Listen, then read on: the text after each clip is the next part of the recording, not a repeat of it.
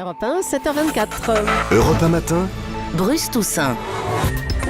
Hier soir, il a emmené son smartphone dîner en tête-à-tête pour la Saint-Valentin. Voici Guy Birenbaum pour Vue du Net. Bonjour Guy. Bonjour à tous. Alors on va parler de Oscar Pistorius, cet athlète paralympique sud-africain au destin quand même étonnant, incroyable, puisqu'après ses performances dans les stades, voilà qu'il fait la une de la presse mondiale après avoir tué de 4 balles sa petite amie. L'histoire étonne, fascine les internautes. Il est inculpé, on ne sait pas si Pistorius a tiré ses 4 balles volontairement ou par erreur, c'est ce qu'il dit sur sa fiancée dans la nuit de mercredi à jeudi en la prenant pour un voleur, c'est l'enquête qu'il dira. Alors justement, il y a un ancien tweet étonnant de Pistorius qui était très présent sur les réseaux sociaux, qui ressurgit. Oui, des internautes qui fouillaient dans ses tweets, vous savez, on peut remonter sur un compte, ont trouvé ces mots le 27 novembre dernier.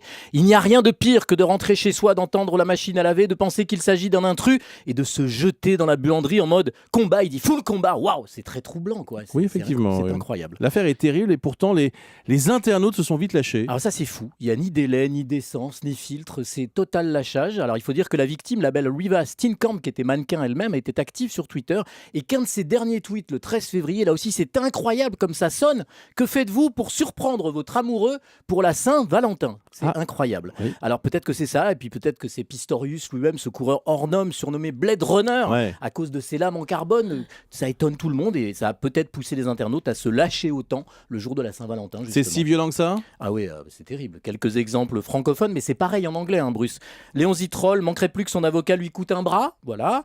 Pascal Atenza de Rire et Chanson, aucun athlète ne va le soutenir chez les sportifs handicapés, il se tire dans les pattes. Notre Willy Rovelli d'Europe 1. J'ai vu la tête de la femme de Pistorius, on aurait plus envie de lui mettre une cartouche que 4 balles. Oui, il a dit ça.